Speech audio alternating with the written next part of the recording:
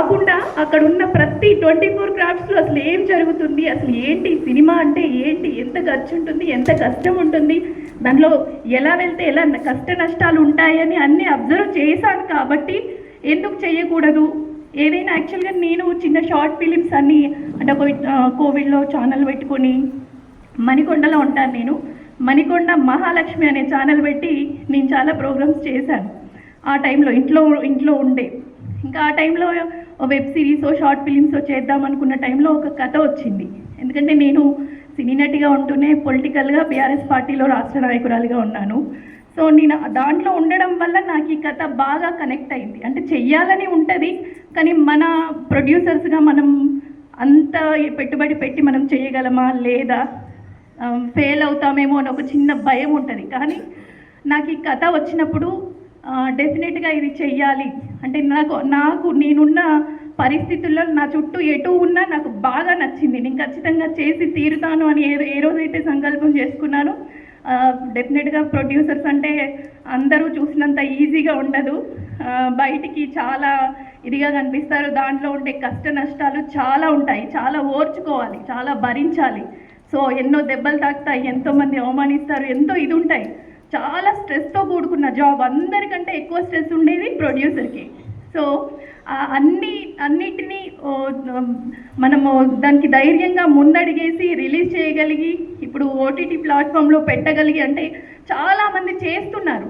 కానీ ఆ కంటెంట్ మనం మళ్ళీ రిలీజ్ చేయగలిగి ఓటీటీలో పెట్టగలుగుతామా, లేదా మనమే ఒక యూట్యూబ్లో పెట్టి మనమే చేయగలుగుతామని ఫస్టే మనం ఒక క్లారిటీతో, ఆ క్వాలిటీతో, ఏదైతే టెక్నికల్ వాల్యూస్తో మనము థియేటర్కి వెళ్ళాలి అనుకుంటే వాడే టెక్నికల్ వాల్యూస్ వేరు, మనం యూట్యూబ్లో పెట్టుకోవాలనుకుంటే వాడే టెక్నికల్ వాల్యూస్ వేరు, ఓటీటీకి వెళ్ళాలనుకుంటే వాడే టెక్నికల్ వాల్యూస్ వేరు. ప్రతి ఒక్క ప్రొడ్యూసర్ ఎవరైనా సరే పెట్టే ప్రతి రూపాయి వట్టిగా రాదు. ఎవరైనా ఎంతో కష్టపడితే కానీ ఆ రూపాయి రాదు.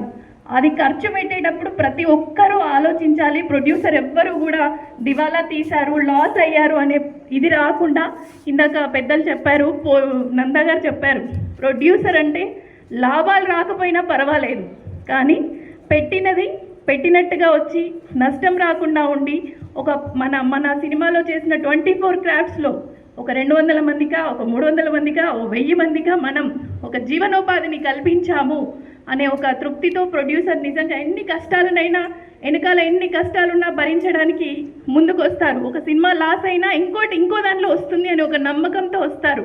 ఆ నమ్మకంతో నిజంగా ఇంతమంది ముందుకు వచ్చారు. ఇక్కడ మన ఏరియాలో షార్ట్ ఫిలిమ్స్తో నిజంగా ఎక్కడికి వెళ్ళినా మన కరీంనగర్ షార్ట్ ఫిలిమ్స్ పెట్టుకునే చూస్తుంటారు. పెద్ద పెద్ద హీరోలు కానివ్వండి, ఆర్టిస్టులు కానివ్వండి, షూట్ గ్యాప్లో ఉండి చూస్తుంటాం కదా, నందా గారివి కానీ. అంటే ఆ కామెడీ, ఆ యాస, భాష, చిన్న పిల్లలు కూడా వాళ్ళ ఊళ్ళల్లో 2-3 కలిసి చిన్న ఇది చేసి పెట్టింది కూడా పిల్లలు పెట్టుకొని.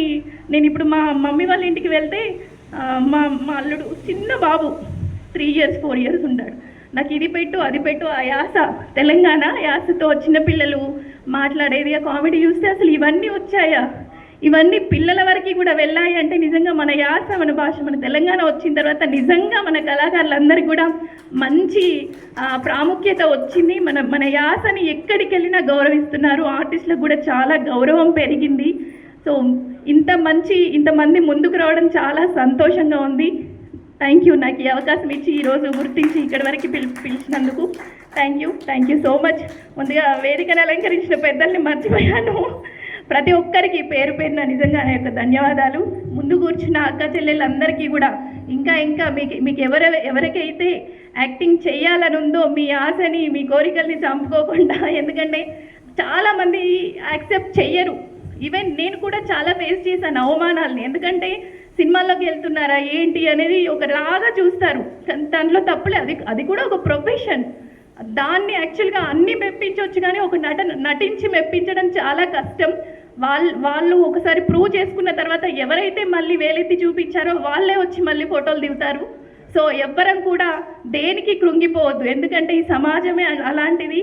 మన వాళ్ళని కూడా, మన ఇంట్లో వాళ్ళని కూడా ప్రతి ఒక్కరూ ప్రోత్సహించాలి, వాళ్ళకి వెన్నంటే ఉండాలి. మహిళలు ముందుకు వచ్చిన వాళ్ళని గౌరవిస్తూ, ముఖ్యంగా ఒక మహిళను కాబట్టి నేను అందరికీ రిక్వెస్ట్ చేసుకుంటున్నాను. So thank you so much. Once again ఈరోజు ప్రమాణ స్వీకారం చేసిన కార్యవర్గ సభ్యులందరికీ కూడా నేను శుభాభినందనలు తెలియజేసుకుంటున్నాను. Thank you.